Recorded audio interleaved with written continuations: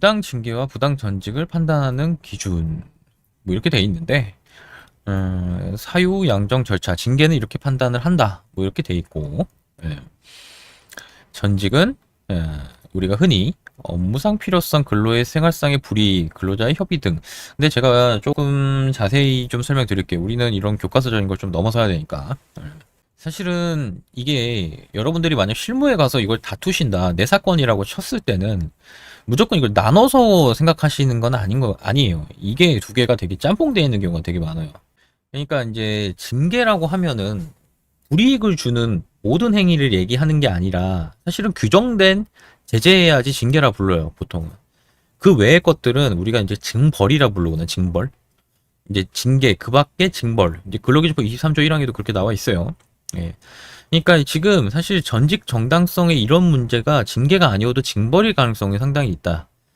또는 징계의 일환으로서 사실상 시작 배치되어 있는 걸 수도 있다. 그러므로 사실상 이 두 개를 다 염려해 놔야 돼요.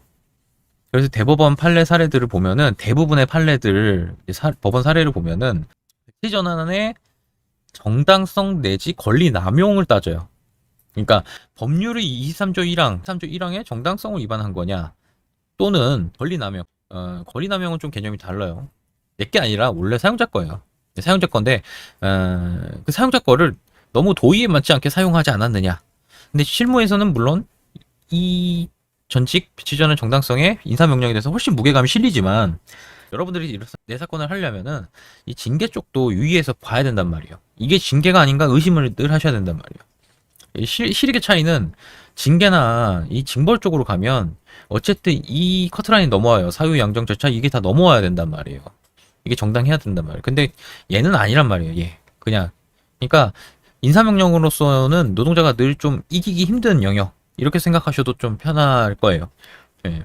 사용자는 어떻게 했어요? 최대한 내가 불이익을 주면서도 내가 지지 않는 그 채널을 선택해야죠. 그게 바로 해고 프로세스의 기술이에요. 이 기술. 예. 우리는 거꾸로 노동자는 사용자 인사명령이나 각종 포장내에 있는 행위가 사실상 징계나 징벌에 행하고 인사명령에서 권리남용에도 해당된다. 이렇게 가져오는 거죠. 서로 그렇게 프레임이 충돌하고 있는 상황이에요. 이 개념을 좀 아실까요? 제가 이렇게 장표를 만들어서 좀 하다 보니까 너무 이게 무슨 수험생 강의 같은 느낌이 좀 듭니다. 예. 대처 방안. 예. 노동위원회 부당해고 등 구제 신청. 뭐 이거 뭐 당연한 얘기예요. 예. 우리나라는 뭐 요거 아니면 법원에서 이제 하고 있죠. 사용자 업무상 필요성. 아까 얘기했잖아. 업무상 필요성, 생활상의 불이익, 뭐 비교 교량. 뭐가 더 크나. 근데 요즘 제가 또 실무적인 좀 트렌드를 말씀드리면 생활상의 불이익이 크게 문제되는 사례는 많이 없어요. 최근에. 오히려 이제 업무상 필요성에 대해서 굉장히 노동자가 오히려 굉장히 좀 입증의 노력을 많이 해야 돼요. 네. 그러니까 대부분은 내쫓기 위해서 그 자리 배치 전환하고 다른 업무로 보내고 다른 데 보내면서 임금을 막 박살내고 깎고 뭐 이런 경우는 요즘 또 많지도 않아요. 근데 그건 너무 티난단 말이에요. 너무 티나요. 그런 걸 요즘 잘 안 한단 말이에요. 그렇기 때문에 사실은 날 보낼 필요가 없었는데 내 업무를 바꿀 필요가 없었는데 그럴 만한 중대한 사고가 없었는데 라는 점에 대해서 노동자가 오히려 되게 이렇게 촉을 많이 세워줘야 돼요. 입증할 노력을 많이 해야 돼요. 이게 아이러니하게도 업무상 필요성은 없다는 점은 입증 책임을 이제 사용자가 가지고 있어요. 물론 근데 업무상 필요성이 있다는 점은 근데 업무상 필요성이 뭐냐? 그러니까 뭐 예를 들어 얘를 뭐 창고에 내려보낼 필요성, 얘를 뭐 갑자기 뭐 제주도로 내려보낼 필요성, 뭐 이런 건데 예를 들어 뭐 제주도 공장에 뭐 사람이 한 명 비었어요. 창고가 뭐 하나 사람이 비었어요. 그때 사용자는 단순히 그런 것만 주장할 거란 말이에요. 없는 사정, 뭐 외관을 만들 거란 말이에요. 그럼 우린 그 컨텐츠가 진정한 것인가에 대해서 미리 준비할 필요가 있다요. 그거죠.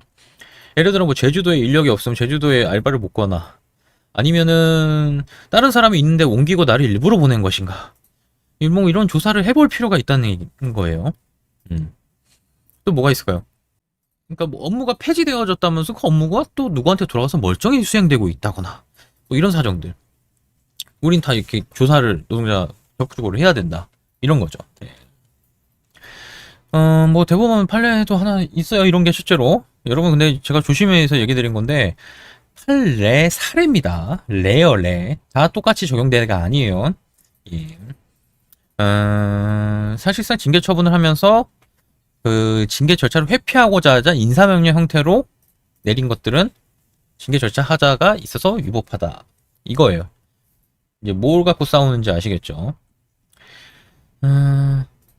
뭐 여기 저기 경고 표시가 있네. 지시불이행, 무단 결근 등으로 인해 추가 징계 가능성이 있으니 명백히 부당해 보이더라도 충분히 조치 없이 불응해서는 안 됩니다.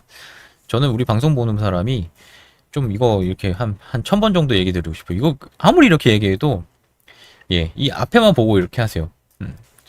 제가 왜 그런지 아는데 인사명령이 부당하니까 나는 안 따라도 되고 안 따라도 된 걸로 징계할 수 없다. 이런 프로세스로 가는 거. 자, 이거는 현실에 존재는 하지만 굉장히 여러분들이 그걸 가지고 보호받기는 어려운 법리입니다. 그러니까 부당한 인사명령에 대해서는 예, 내가 판단이 아니라 그 사후적으로 보통 판단이 된단 말이에요. 예. 근데 명백히 부당하다는 정도가 뭐냐, 이게 좀 어려운 문제예요. 현실에서는 이걸 함부로 판단하기가 어려워요. 명백히 부당한 게 뭐일까? 정말 극단적이어야 돼. 극단적. 뭐 정말 극단적인 예시를 제가 지금 만들어 보자니까 그것도 힘든데, 뭐 이렇게 해보죠. 뭐 하여튼 뭐 어떤 회계 업무를 담당하는 뭐 전문 뭐 회계사가 있어요. 이 사람 뭐 하루 종일 숫자만 주고 이런 사람. 갑자기 뭐 내일부터 가서 세차 전문 요원으로 해서 뭐 우리 회사에 있는 직원들의 차를 다 닦아라. 뭐 이 정도. 이런 극단적인 상황이 뭐 요즘에 있겠냐마는, 예, 이런 극단적인 상황에선 명백히 부당하고 누가 봐도 이거는 전문적 기술 지식을 인정 안 하는 이런 것에 대해서는 불응을 해도 제가 보기엔 어느 정도는 괜찮다 봅니다. 근데 이런 게 대부분 아니에요. 대부분 아닌데 그냥 출근부터 거부하고 보세요. 나중에 대책이 없어요. 대책이. 아시겠죠? 웬만한 걸로는 이건 조심하셔야 됩니다. 예. 자, 이렇게 생각하시면 돼요. 한 50건에서 이런 사건이 있으면은 한 47, 8건은 그렇게 하면 안 돼요. 그냥 그 정도로 위험한 겁니다. 네. 아무튼 오늘 여기에 대해서 뭐 이렇게 짤막하게나마 좀 소개를 해드리는 뭐 한 건이 있었다. 말씀드릴게요.